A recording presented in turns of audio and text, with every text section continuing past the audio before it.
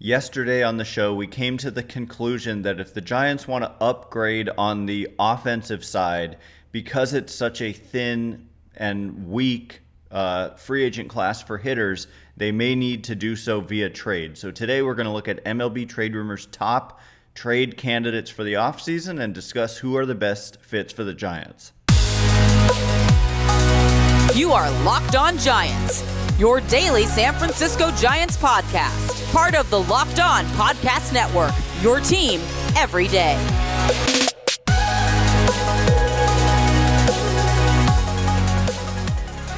Hello and welcome to Locked On Giants, part of the Locked On Podcast Network, where it's your team every day. My name is Ben Kaspick, and on the show we provide daily episodes Monday through Friday, talking about the San Francisco Giants in a way that's data-driven and rational, but also simple, passionate, and accessible to all. I'm a former contributor for the baseball statistics and analysis websites Beyond the Box Score and Rotographs.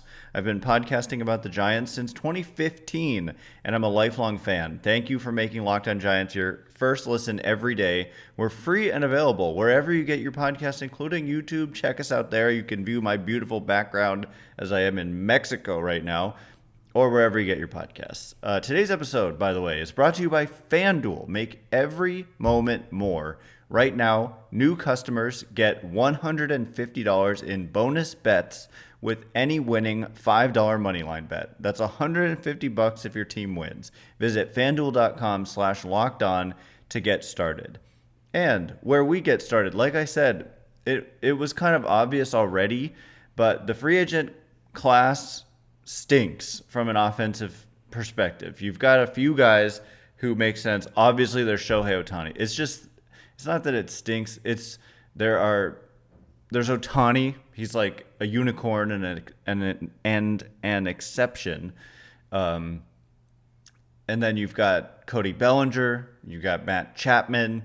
You've got Yoshinobu Yamamoto, and that's about it. I mean, there's some other guys perhaps, but it just drops off a cliff. And Bellinger and Chapman are not without their risks and flaws. And, Ohtani obviously is the prize. But we concluded, as we already kind of knew, that the Giants and Farhan Zaidi has said this. And this is what I say. Like, if he's literally saying it, I know that we've actually, by this point, heard him say a lot of things that have not happened. But at the same time, when he's talking about we want to get, like, better defensively, he's targeting or mentioning center field and getting like younger and more athletic at that position, which was again something we heard last offseason, and they didn't actually kind of follow through on that. But okay, so MLB Trade Rumors had this top 25 offseason trade candidates, and then they've got some others of note, and we're just going to run through the hitters on the list and talk about if they're fits for the Giants and why or why not. And the number one player listed is Juan Soto. And so Juan Soto, obviously a very interesting case, and for more reasons than one. But essentially, he's finally now entering the last year of team control. And so the price to acquire Soto will be significantly lower than it was when he was acquired a year and a half ago at the trade deadline by the Padres, simply because at that time they got him for a guaranteed 2.5 seasons of team control, and now any acquiring team would only get him for 1 year of team control, and so the price is lower. This was the situation in which the Dodgers acquired Mookie Betts. He had 1 year left, and that's why the price wasn't very high, frankly. And so is this the opportunity for the Giants to go out and get a superstar player and, like what the Dodgers did, extend that player after acquiring them? The problem is Juan Soto is a Scott Boras client, and they just don't usually or almost ever sign extensions prior to reaching free agency. They like to test that market and get that market value. And so the chances of an extension are low. Basically, Juan Soto is just so clearly one of the best offensive players in the game. However, He's just not been good defensively the last couple of years. He actually was like okay for a while, but the last couple of seasons we've seen, in 2022, minus 17 runs above average is how they kind of peg that number. Yeah, the 2022 total being minus 16 outs above average, according to StatCast. And in 2023, minus 9 outs above average. So that's the thing, is like maybe you make an exception to your own rule of the target for us is to get more athletic and better defensively for a guy of this caliber. But I'm just saying, don't expect an extension, even if you give, like, you'd still have to give up probably, a player. I don't know. I think Kyle Harrison may be a little much. Like, given, if you look at the Mookie Betts trade and what that was as a precedent, then, the Dodgers didn't give up a Mookie Betts caliber or a Kyle Harrison caliber prospect. They did give up Alex Verdugo. They did give up a guy who was like a top 50 prospect in addition, and they took on some money, David Price's contract. So it was a little more complicated. But basically, I mean, Juan Soto is just such a great hitter. He's so young. He would make the Giants so much better and more interesting. But the defense, I don't see them as the team that is the one that goes out and gets this guy because of the defense. I could be wrong, but with 1 year of team control and knowing that you're probably not going to be able to get an extension done, that makes me question whether the Giants are the team that's going to go out there and get this guy. But he very well could be traded, and if he's traded, the Giants should be involved in those discussions for sure. But defense, we're talking improving the defense. He's not how you improve the defense. He dramatically improves the offense, but not the defense. Okay, so the next player, offensive player on the list, and I think they rated these guys in order of kind of likelihood of being traded, but also like blending in how good they are, not necessarily rated by trade value, maybe just how good. I don't know exactly how they compiled the list. But the next player on the list is Willy Adames, and he is really interesting. Next hitter, I should say. He is really interesting because he's a shortstop where the Giants have a lot of uncertainty.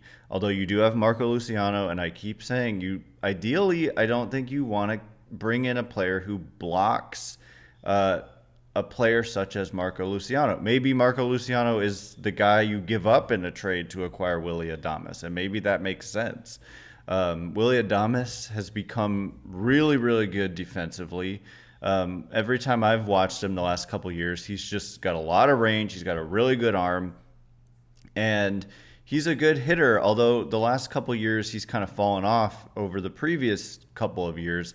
Although he's been durable, he's hit 24 plus home runs in each of the last 3 years, including a high of 31 in 2022.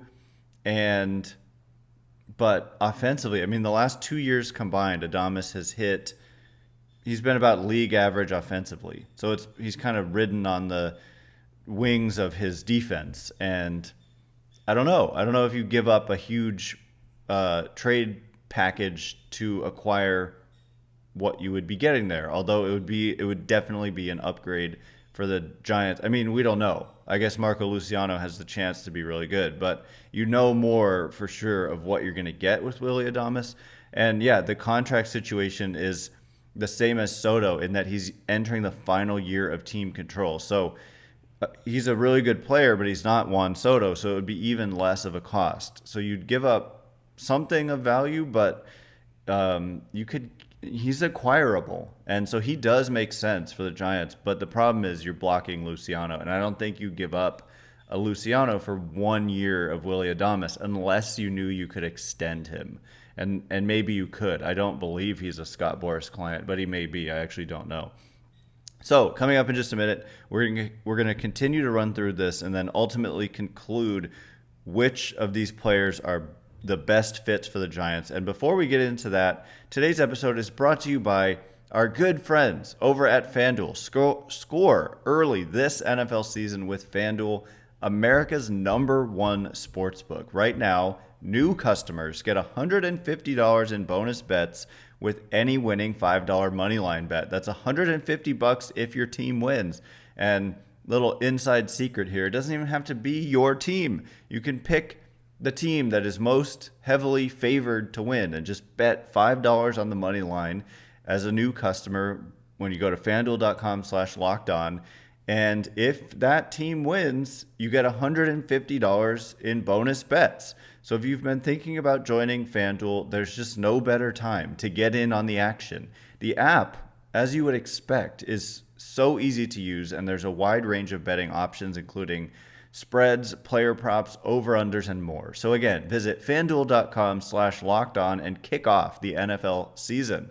FanDuel is an official partner of the NFL.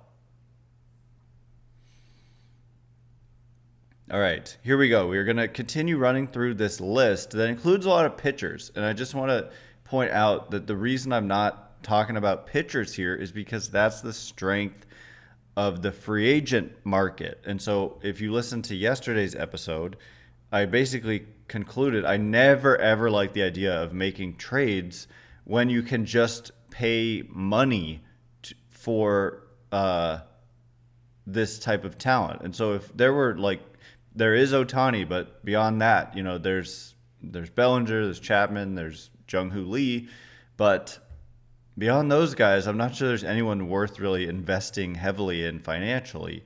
And so that's why a trade may be necessary here. But if you want pitching, you can just go out there and pay for it. And that means not giving up talent. You're just giving up somebody else's money, right? Okay, so anyway, thanks again for making Locked On Giants your first listen every day. Every dayers tomorrow, we're going to be getting into some mailbag questions again. So look out on Twitter for the prompt later today.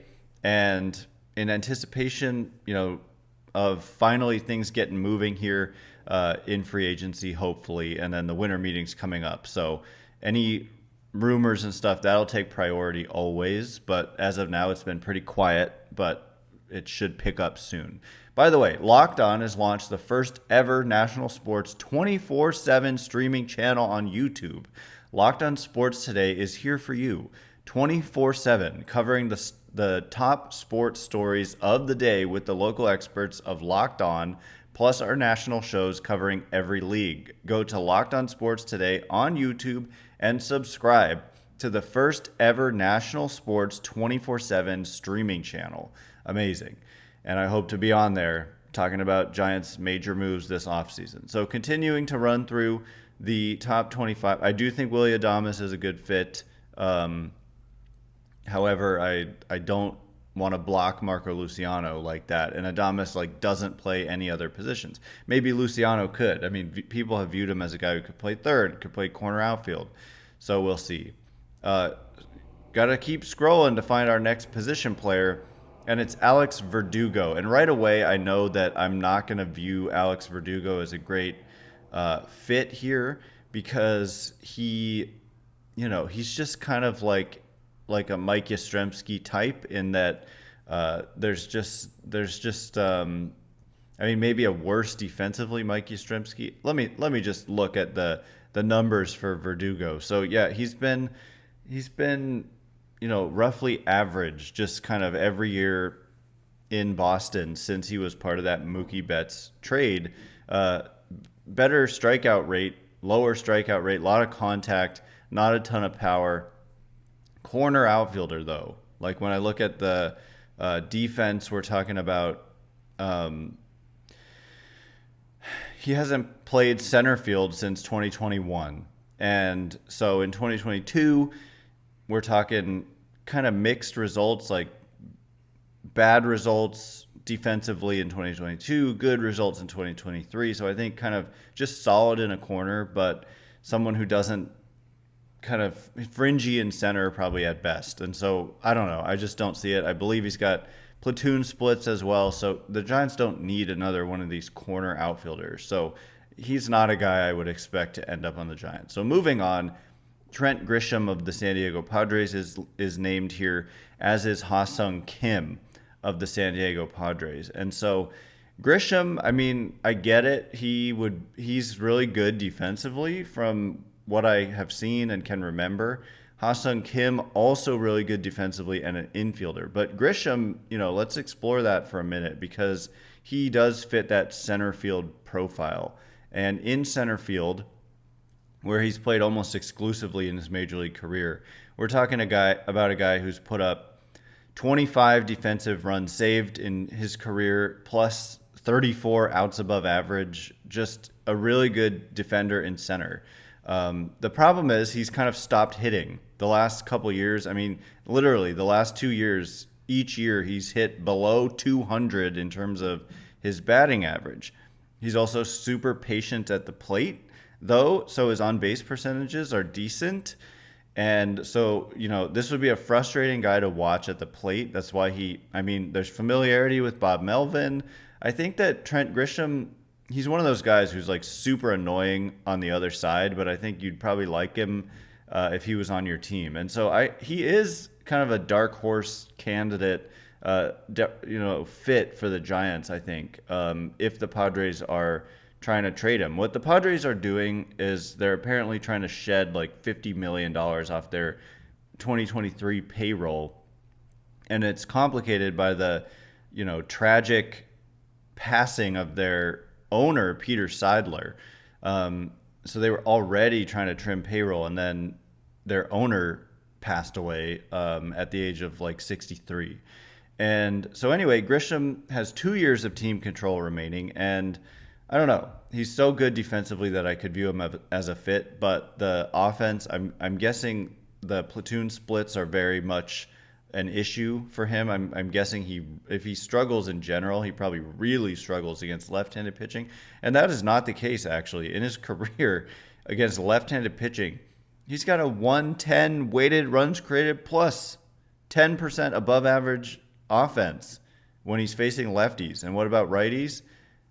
8% below average. So legitimate reverse splits for Trent Grisham. And that honestly makes him like an everyday player to me. So I don't know. He's low-key like a guy to look out for if the Padres would be willing to trade him. But I think as a fan, you might be frustrated watching him hit below 200. There's a lot of batting average aficionados out there, and you'd have to realize his value comes from base running and defense and offensively getting on base. He also stole 15 bases last year, as an example, was caught only, I can't find it, was caught only 3 times. So the guy's got value. He's only 27, 2 years of team control. I think he actually is a dark horse fit.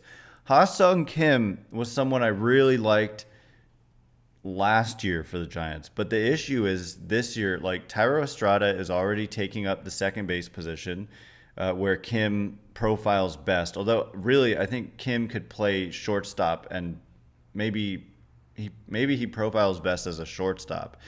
I really like Ha-Seong Kim a lot. I think that his trade value is pretty high.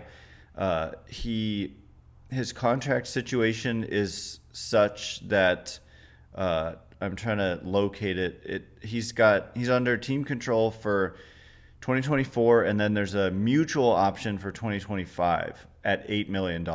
So that's very likely to be declined by Ha-Seong Kim. So it is basically looking like one more year of team control for Ha-Seong Kim, who is just elite defensively and has really kind of come into his own offensively. Stole 38 bases last year and hit 17 homers, had a .351 on base percentage. He was quietly like one of the best players in baseball last year. And, this is a guy I was super interested in coming out of Korea back in, prior to the 2021 season, and played under Bob Melvin. I like him so much, but it's like the Willy Adames situation which is that where do you play him? I guess he's also played a significant amount of third base, but he's only played third, short, and second. And so I don't know, like maybe you make that work. Instead of signing a Matt Chapman, you trade for a Ha-Seong Kim, and if Luciano struggles, then Kim can play short. If Luciano does well, then Kim could play third, and J.D. Davis could platoon at first base with Lamont Wade. So Kim and Grisham, I view both of these guys as solid fits for the Giants. And Kim would cost a lot, though. Like I said, he literally was one of the better players in the game last year. Even though it's just 1 year of team control, well, there's technically maybe 2 with the mutual option. But $8 million for a really, really good player, whereas Soto is projected to get about $33 million in arbitration. So I like those two Padres, but Grisham would certainly be more acquirable. The cost would be lower. And Kim, the cost would be quite high, understandably, and understandably so. So anyway, coming up in just a minute, we'll continue to run through this list and ultimately make conclusions about who the best fits are for the Giants in just a minute. And before we do, all right, as promised, we are going to continue running through this list of the MLB Trade Rumors top 25 trade candidates, offseason trade candidates, because I think the Giants, like if they miss out on Ohtani, if they miss out on Bellinger, there's just not that many options beyond those guys. If you really, and I think that they do definitely need to improve their offense. And so the trade market may be the way to go. Anyway, thanks again for making Locked On Giants your first listen every day. Everydayers, tomorrow on the show, we're going to be starting some new mailbag questions as we get closer to the winter meetings, which are, by tomorrow will be just over a week away. So I can't wait for that because that's when a lot of stuff goes down. And, the Giants have historically been active there. They were pursuing Aaron Judge. The Arson Judge tweet happened at the winter meetings last year. They signed or came to an agreement with Correa shortly after the winter meeting. So that's when things pick up in the baseball offseason. So continuing on the list, the next position player listed is Gleyber Torres, and right away I say no fit because I like the bat, but he's a pure second baseman and not a great one defensively. Shortstop, he used to play there for the Yankees, but it was a problem defensively, so they had to move him to second. And Thairo Estrada is kind of entrenched at second base, and I think is, in the realm of as good overall. If you look at the kind of total package of Thairo Estrada, would I take Gleyber Torres on my team? For sure, but you've already got Estrada. Farhan Zaidi has talked about certain positions being like just set in stone, and he talked about Patrick Bailey and he talked about Thairo Estrada. And Gleyber Torres, if he's just a pure second baseman, I can't see the fit. Some might say move Estrada to short, but I don't think Estrada is a fit at short defensively. He could do it if he needs to, but I don't think it's going to make your defense worse, and that's not what they're trying to do. Next player, Jonathan India, is like the exact same situation, basically. He's not very good defensively, but I like the bat, I like the player, but just not very good defensively. And so I'm passing on Jonathan India. Eloy Jimenez comes in next, and he's the DH. And I think the Giants have enough of a logjam of potential DH players with Wilmer Flores. And then if you're trying to improve the outfield, you kind of maybe need to push Michael Conforto, Mitch Haniger into that DH spot. And then if you're pursuing Ohtani, that's going to be DH spot. So I don't see Eloy Jimenez as a fit at all. Max Kepler, platoon player. Like I said, kind of with Alex Verdugo, I think Kepler is similar, if not worse, and can't hit lefties. So they just don't need another player like that. So I'm passing on Max Kepler. Jorge Polanco is a second baseman and third baseman.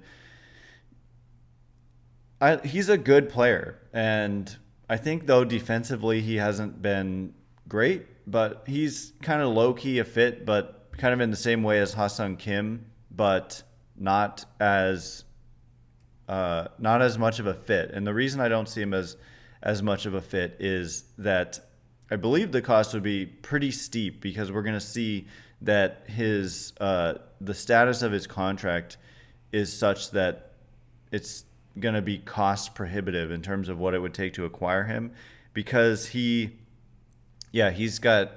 under team control for this year at $10.5 million, and then another year at $12 million with a club option. He's also 30 years old. He's a really good hitter, but I think defensively he's not the best, and I just wanted to double check on that. But yeah, I mean, -5 outs above average at second base this year in limited playing time, -9 the year before that. At third base this year, he was okay, but only in 100 innings. He used to play some shortstop, but was dreadful. And so, again, just defensively, I'm passing because of the defense. I just can't. That's just not what they're going to do, is go get a player who makes their defense worse. It's just not going to happen. Randy Arozarena, man, I love the player, love the attitude, love the postseason success that he has, but he doesn't grade out as a good defender either. He's a corner outfielder. I think they're talking about center field. I would definitely explore Randy Arozarena, although I think he's got many years of team control left, and so the cost would be really high. And he is, 3 more seasons of team control and not a great defender and a corner outfielder. And I think they're more so looking at center. So while I would love to have a Arozarena, I just don't see it as a great fit. Dylan Carlson, next on the list, is actually pretty interesting. Maybe in the same vein as like a Trent Grisham, in that he is good defensively, but hasn't really hit well. He's kind of gotten worse every year over the last 3 years offensively, and even the defense has seemingly slipped a little bit. When we look at in center field, he's been good in his career. I mean, at least, good.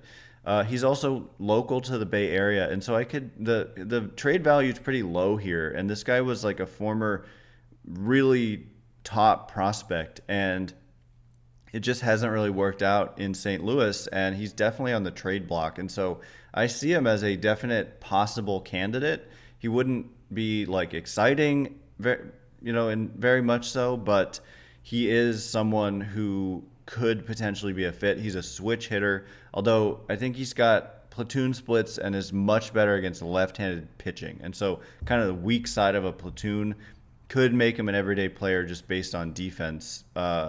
And he comes with how many?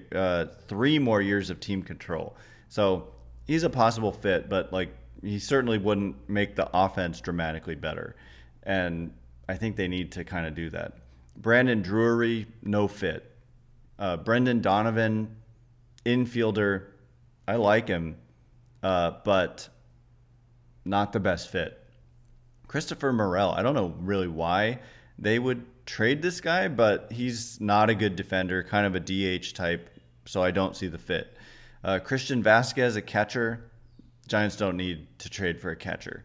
Luis Robert, super interesting, and as they write here, Robert has the most trade value of any player on this list. So again, it's not just about, they're not saying he's the best player on this list, but they're saying he has the most trade value of any player on this list. Why? Because he has 2 years of a guaranteed contract at $12.5 million, then $15 million, and then 2 years of club options at $20 million. He's 26 years old.